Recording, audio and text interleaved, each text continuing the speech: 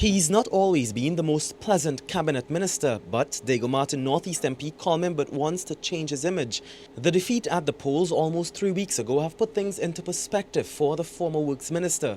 He now has more time for his wife and son.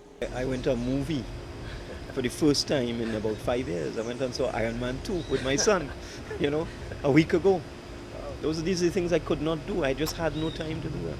Imbert, who is a contractor and design engineer, is not on the hunt for a job right away, but there are things he still wants to accomplish in his spare time. He also wants to give his academic career a boost. That I always wanted to do a PhD, and I was encouraged to do it. I didn't have the time. I'm certainly going to do it now. So I'm going to be doing a PhD in construction law during this period in opposition. He even jokes that he has repairs to do on his home that are a decade overdue. His constituency has also been neglected and he plans to fix that. Imbert was part of the former P&M government for the past 9 years. He admits it has aged him somewhat. He says being in politics and serving as a government minister tends to consume you, and adjusting to a seat on the opposition bench in the parliament will take a lot of getting used to. And I'm not happy about it, but I'm coming to terms with it.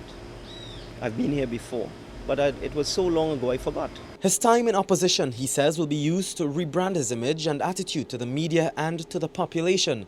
After all, second to former Prime Minister Patrick Manning, he was seen as one of the most arrogant ministers of government. That was an error on my part. I again, was always more interested in the work. So, working so hard, I was working 16, 18 hours a day, and 7 days a week. So that here am I working, my tail off, if you allow me to use that language. And you're asking me questions. And I am saying, but why are you asking me these questions? Can't you see how hard I'm working? Imbert is still adjusting to the free time he now has on his hands, but he told us he is enjoying not getting phone calls at 2 in the morning or 3,000 letters of complaints on his desk. For CNC3, I'm Kamal Georges.